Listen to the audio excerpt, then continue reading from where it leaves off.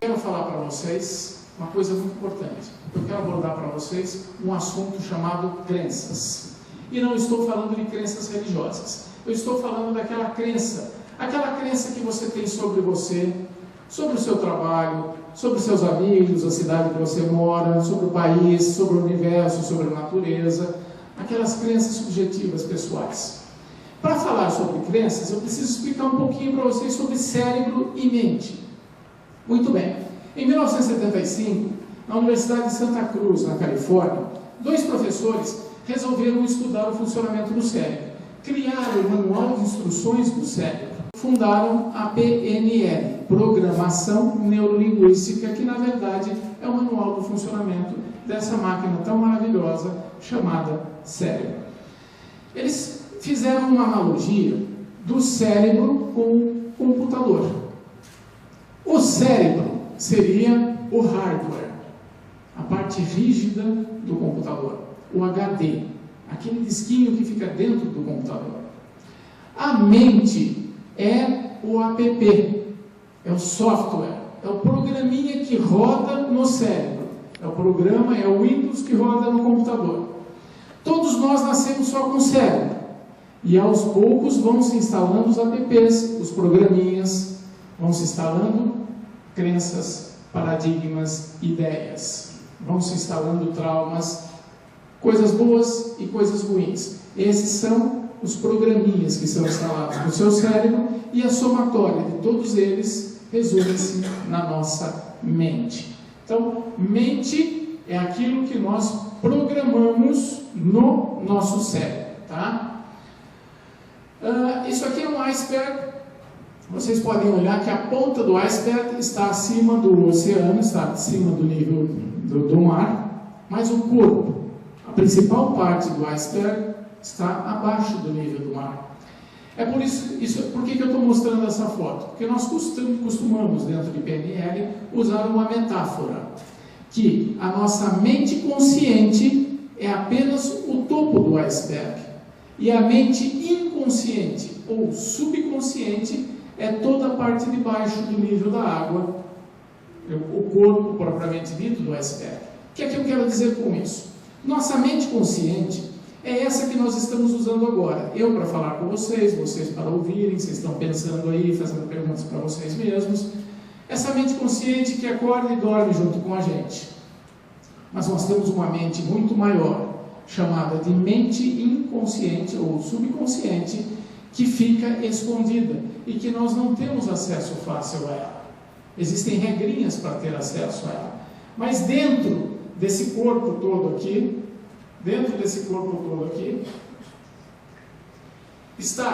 estão instalados os nossos apps, os nossos programas, nossos velhos paradigmas, nossas crenças positivas e nossas crenças negativas. Então, um exemplo de crença popular que eu acredito que a maioria das pessoas aqui já tenham ouvido falar.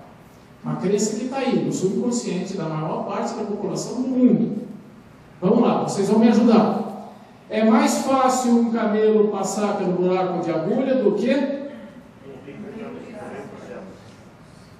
Alguém já ouviu isso? Diga eu. Então, isso é uma crença popular. Por quê? Porque foi instalada desde muitos anos na sociedade e vem passando de pai para filho. Agora vocês imaginem assim, uma criança de 6, 7 anos de idade na missa, ou na sua religião, seja qual for, e o padre ou o pastor diz: é mais fácil passar um camelo no buraco de agulha do que um rico entrar no reino dos céus. Esse garoto não entende bem, mas fica com aquilo gravado no seu subconsciente e no seu consciente também. Um belo dia vai no zoológico com o pai e vê um bicho enorme lá e pergunta para o pai: que bicho é esse? Ah, é um camelo. Depois ele chega em casa, pega uma agulha e olha o buraco de agulha. Lembra do bicho, lembra do padre. Isso vai ficar marcado para sempre no subconsciente dele de que eu não vou querer ficar rico porque eu quero ir para o céu. Não quero morrer, mas quando morrer eu quero ir para o céu. Ele até tentou pegar a agulha de crochê para ver se passava, mas não passava. Então Então, é uma crença que se instaurou e eu vejo nos meus trabalhos todos os dias pessoas que ainda acreditam nessa crença. Qual que é a verdadeira história? Qual que é a verdadeira história? Naquela época, Jerusalém era cercada por muros e ao entardecer fechavam aqueles portões imensos para evitar os saqueadores que vinham à noite. Os vendedores, os moradores de dentro da cidade, que estavam viajando, que estavam fazendo negócios, chegavam depois do anoitecer e não tinham como entrar. E os soldados não abriam aquele portãozão imenso para os outros entrarem, porque corria o risco da cidade ser invadida. Então, o que eles criaram? Eles criaram dentro do portão imenso uma portinhola menor, chamada de fundo de agulha, onde para as pessoas, para os compradores, para os viajantes, para os vendedores que estavam chegando depois do entardecer, pudessem entrar ali, passar por ali apertadinho, com suas mercadorias e com o seu camelo. Porém, a porta era tão pequenininha que o camelo, para conseguir passar ali, ele precisava ser descarregado e tinha que passar de joelhos. Então, qual é a metáfora que Jesus Cristo quis dizer? Que para passar para o reino dos céus seria sem os bens materiais e com humildade, de joelhos. Porém, as pessoas acabaram usando e criando essas histórias e usaram da maneira que eles bem entendiam. Assim como essa crença popular mundial, todos nós temos muitas crenças dentro de nós. Eu tenho uma outra história de um corretor, essa história de um americano, tá? É um corretor que não conseguia ganhar mais do que $100.000 por ano. Se considerar os padrões americanos, $100.000 por ano não é grande coisa. Mas ele trabalhava todos os dias com afinco, com muita técnica, era um excelente profissional e nunca conseguia ganhar mais do que $100.000 por ano. Um belo dia ele foi fazer um trabalho de PNL, uma regressão consciente com um dos meus mestres, e o que detectou-se foi o seguinte: quando ele era criança, o pai dele morreu. E o pai dele foi um excelente trabalhador de uma empresa, um excelente profissional. E depois que ele morreu, a empresa resolveu homenagear o pai dele e chamou a família, ele, a mãe dele, toda a família, para prestar uma homenagem para o pai que havia morrido. Como ele era um grande trabalhador daquela empresa, a empresa prestou homenagem e deu à mãe um cheque do seguro de vida do pai dele. E esse cheque era de $100.000. Qual a crença que essa criança instalou na cabeça dela? Um homem de bem, um homem de família, um homem trabalhador, não vale mais do que $100.000. Ele instalou essa crença dentro da cabeça dele e assim ele viveu a vida toda. Quando ele conseguiu, através de técnicas, eliminar completamente essa crença, no primeiro ano ele faturou 300, no segundo 600, no terceiro ano ele já faturava $1 milhão, fazendo a mesma coisa, trabalhando o mesmo tanto, levantando a mesma hora, dormindo a mesma hora. Então, precisamos trabalhar nossas crenças. O que nós acreditamos sobre nós? O que nós acreditamos sobre as pessoas, sobre o mundo, sobre a política, sobre o Brasil, sobre Deus, sobre o universo? Se a gente acredita em limites pequenos, vamos ter uma vida pequena. Se a gente acredita que o mundo é abundante, a gente tem uma vida abundante. Se a gente acredita em magia, a gente vai ter uma vida mágica. Por quê?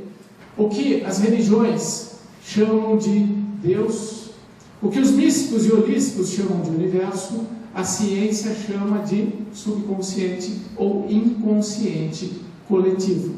Nossos inconscientes, eles se interligam e criam a nossa realidade. As nossas crenças criam, que estão dentro do nosso subconsciente, criam a nossa realidade. Nós, nesse momento, estamos todos interligados aqui através do nosso subconsciente. Mas como que é isso, José Carlos? É Wi-Fi? É com fio, sem fio? Na verdade, nós nos comunicamos através do inconsciente, através da fisiologia.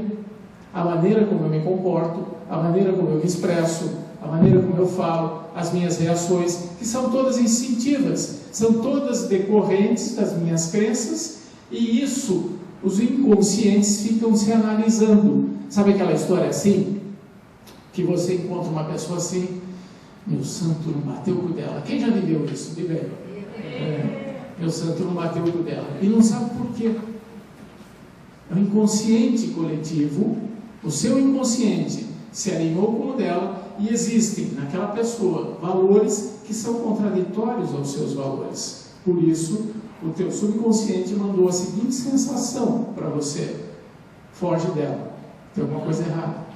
O inverso também é verdadeiro, né? Vocês batem o olho numa pessoa, puxa, parece que eu conheço ela a vida toda, o cara é bacana, você nem conversou com ele, aquele cara é bacana. Por quê? A ligação do inconsciente coletivo, o seu inconsciente sintonizou com o inconsciente da pessoa e o seu inconsciente notou que os seus valores estão alinhados com os valores daquela pessoa. E aí manda a sensação de, olha, esse aí é um dos nossos, pode ficar tranquilo. Muito bem. Essas crenças que nós temos fazem com que nós tenhamos as nossas reações. Eu gosto muito desse exemplo aqui da tábua. Imaginem vocês, se eu pegar uma tábua de 20 metros de comprimento, uma tábua como aquela ali, de 20 metros de comprimento, 2 polegadas de espessura e meio metro de largura. Uma tábua bem larga assim. Colocar aqui no chão, 20 metros, coloco aqui. Quem de vocês consegue andar nessa tábua sem pisar no chão? Diga eu. Eu? Só? E se eu deixar treinar, tem mais gente que consegue? Se eu deixar treinar um tempinho, tem mais gente que consegue? Sim ou não? Sim. Olha, tanto vai ter que todo mundo vai passar, ninguém vai pisar no chão. Vai ter aquele xarope que vai querer me humilhar, essa tábua eu vou de costa, tá? Vai ter outro que vai com um pé só. E, tranquilamente, sem nenhum problema, ninguém vai pisar no chão. Aí eu faço o seguinte, beleza, vocês já treinaram bastante, ninguém vai pisar no chão? Não, ninguém vai pisar no chão. Então agora eu vou fazer o seguinte, eu vou colocar essa tábua a 50 metros de altura entre 2 torres. Quem vai ser o primeiro? Levanta a mão. Ué, vocês não treinaram? Gente, não estou entendendo, teve um cara que foi até de costa. Vocês não treinaram? Por que vocês não vão passar? Porque entre o ouvido esquerdo e o ouvido direito, ou melhor, do lado do ouvido esquerdo e do lado do ouvido direito, tem um anjinho e um diabinho. E eles ficam discutindo o tempo todo. É o diálogo interno, é o inner game, é o jogo interno. Todos nós temos essas vozes dentro da gente. Agora mesmo, vocês estão me ouvindo e pensando sobre o que eu estou falando. Existe o self 1, self 2, você 1, você 2, anjinho e diabinho. Então você já treinou, você passa tranquilamente na tábua, você pode ir lá subir e passar que você não vai cair. Você sabe disso, o anjinho sabe disso, mas o diabinho está lá, cutucando. Você vai cair, você é medroso, você é bobão, você vai atordoar. Tudo isso, gente, são as crenças que nós temos sobre nós mesmos. Essas crenças é que delimitam as nossas conquistas. Vocês sabem como é que o circo antigamente treinava elefante? Eles passavam uma corda, o elefante nascia, pequenininho, passavam uma corda no pescoço dele, amarravam numa árvore e ele ficava girando em torno da árvore, tentava escapar, não conseguia, até que ele desistia. E aquilo virava uma crença para ele. Depois de adulto, bastava o palhaço passar uma corda no pescoço dele, prender no tambor, na cadeira, em qualquer lugar, e ele nem tentaria sair do lugar. Então, o que impede as pessoas de evoluírem, o que impede as pessoas de crescerem, são aquelas crenças que elas criaram para elas mesmas, do que ela é capaz ou o que ela não é capaz de fazer. Passou a corda no pescoço e simplesmente não tentam mais.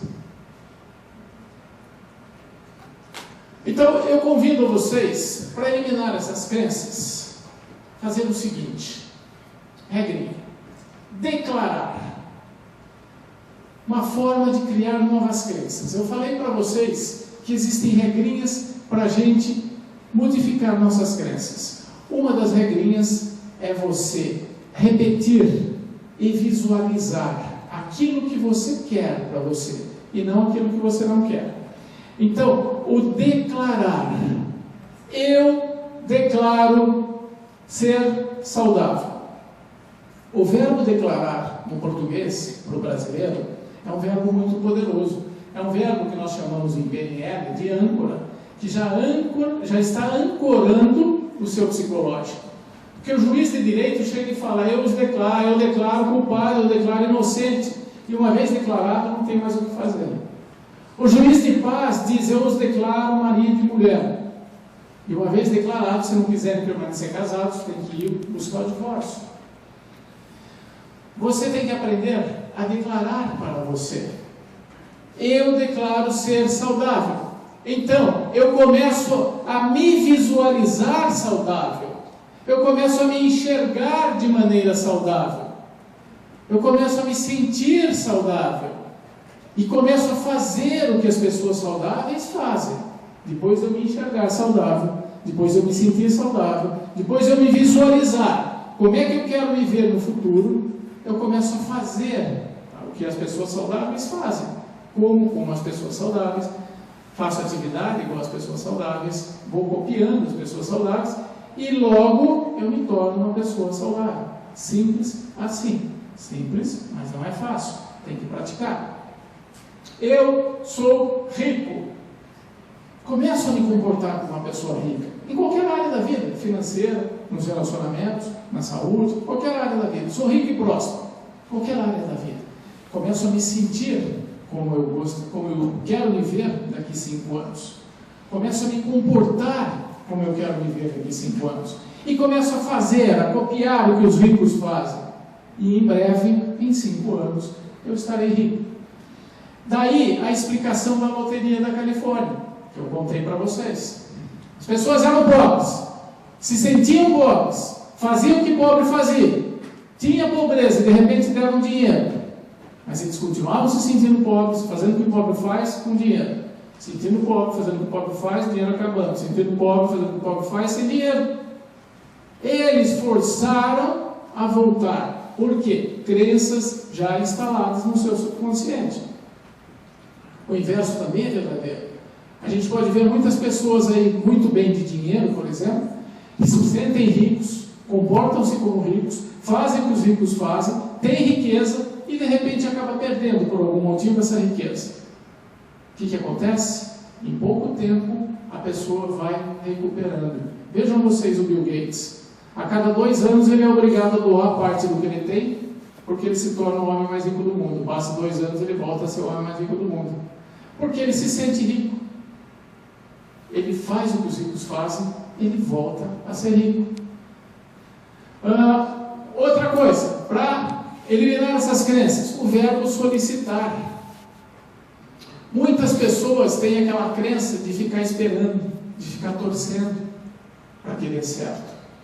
Eu, por exemplo, hoje é terça-feira. Vamos dizer hipoteticamente que eu chego em casa, tem um estrogonofe me esperando. Eu como aquele estrogonofe, adoro, muito gostoso, fico feliz da vida. Na terça-feira que vem, eu volto em casa, aquela expectativa. Hoje é terça-feira passada teve estrogonofe, provavelmente hoje vai ter estrogonofe também, que delícia, eu quero um estrogonofe. E chego lá e não tem estrogonofe. Tem um filé parmegiano, que é tão bom quanto, mas eu como, gosto, mas continuo decepcionado, porque no fundo, eu estava esperando o estrogonofe. E a minha esposa não teria a obrigação de adivinhar o que eu estava querendo. Então, o verbo solicitar. Verbo solicitar. Não se limitem a desejos internos sem externá-los. Desejo interno é sonho. Sonho vai ser sempre sonho. Vocês têm que colocar para fora. Outra coisa que vocês precisam fazer é agradecer. Agradecer é fundamental para o sucesso de uma pessoa, para atrair o sucesso na sua vida. O agradecer Quando você se sente grato por algo na tua vida, você ativa o sistema de recompensa do cérebro. O sistema de recompensa do cérebro faz com que o cérebro produza algumas substâncias neuroquímicas que colocam você num nível superior. Através do núcleo accumbens, libera uma substância neurotransmissora chamada dopamina, que é a substância da paz. Esse neurotransmissor dá satisfação, dá autoestima, dá o prazer, dá performance.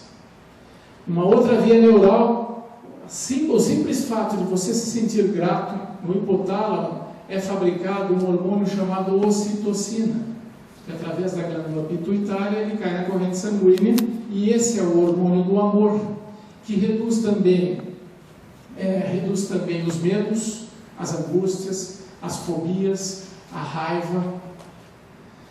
Essas duas substâncias neuroquímicas circulando pelo teu metabolismo não permitem que o seu cérebro sinta medo, não permitem que o seu cérebro sinta tristeza. Então, o simples fato de você ser grato por aquilo que você já tem, pelas suas conquistas, pelas pessoas que te rodeiam, pelo ambiente em que você vive, o simples fato de sentir gratidão, liberam duas substâncias que colocam vocês numa situação, numa performance muito melhor, colocam vocês num nível acima de ser humano.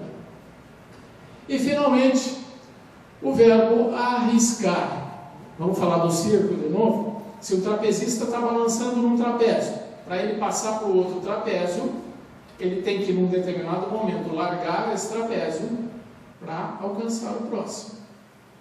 E nesse momento que ele larga o primeiro trapézio para ir para o segundo, é um momento de arriscar. É um momento que ele vai ficar sem segurar em nada. Porém, ele não vai de qualquer jeito. Ele dá uma olhadinha se o outro trapézio vem vindo. Ele arrisca de maneira pensada, de maneira calculada. Mas, se ele não arriscar, ele vai ficar balançando no mesmo lugar e vai perder a graça. E todo mundo vai embora, vai perder a graça, inclusive para ele. Quantos de vocês aqui já não passaram assim numa esquina e viram um salãozinho vazio, olharam para o bairro e falaram: nossa, se abrirem uma farmácia aqui vai rachar de grandinha. Aí você passa 2 semanas depois, tem uma farmácia lá. Quantos de vocês já viveu isso? Ou uma padaria, ou um supermercado, ou uma loja de cosméticos, qualquer coisa. O cemitério está cheio de boas ideias. O cemitério está cheio de boas intenções. Mas se você não arriscar, você vai levar com você também as suas ideias. Então, esse ditado, essa crença de não quero trocar o certo pelo duvidoso, é uma crença. Porque só cresce quem arrisca. Senão, você vai ficar balançando sempre no mesmo lugar e vai perder a graça e não vai crescer na vida.